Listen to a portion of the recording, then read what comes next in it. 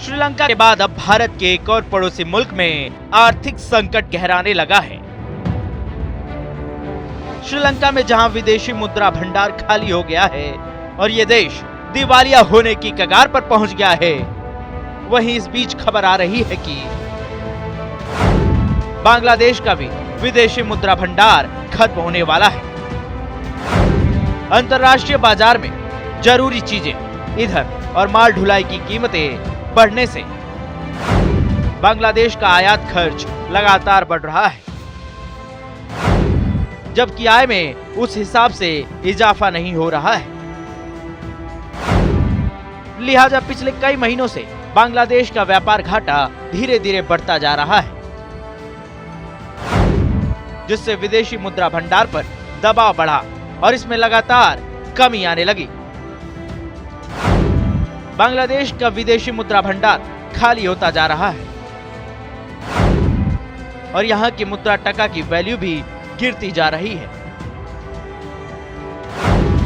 बताया जा रहा है कि बांग्लादेश के पास जितनी विदेशी मुद्रा बची है, उससे अगले 5 महीने तक ही आयात का खर्च उठाया जा सकता है। अगर ग्लोबल मार्केट में कीमतें इसी तरह बढ़ी तो आयात खर्च बढ़ेगा और विदेशी मुद्रा भंडार 5 महीने से पहले भी खत्म हो सकता है। बांग्लादेश की अर्थव्यवस्था की बात करें तो टूरिज्म बांग्लादेश की आमदनी का सबसे अहम जरिया है। इस पर कोरोना के दौरान सबसे बुरा असर पड़ा है, जबकि विदेशी मुद्रा का जरिया निर्यात और विदेशों में काम करने वाले बांग्लादेशियों से भेजी जाने वाली रकम है। बांग्लादेश कपड़ों का भी एक बड़ा निर्यातक है। इससे यहां पर बड़ी संख्या में लोगों को रोजगार मिला है। बताया जा रहा है कि बांग्लादेश में जनवरी के बाद से ही हालात खराब होने लगे थे। कई जानकार इस संकट के पीछे रूस यूक्रेन की जंग को बता रहे हैं, जिसकी वजह से जरूरी वस्तुओं की कीमतें बढ़ी हैं। मौजूदा आर्थिक संकट से निपटने के लिए बांग्लादेश की कोशिशें जारी हैं। बांग्लादेश सरकार ने अपने अधिकारियों और कर्मचारियों की विदेश यात्राओं पर रोक लगा दी है।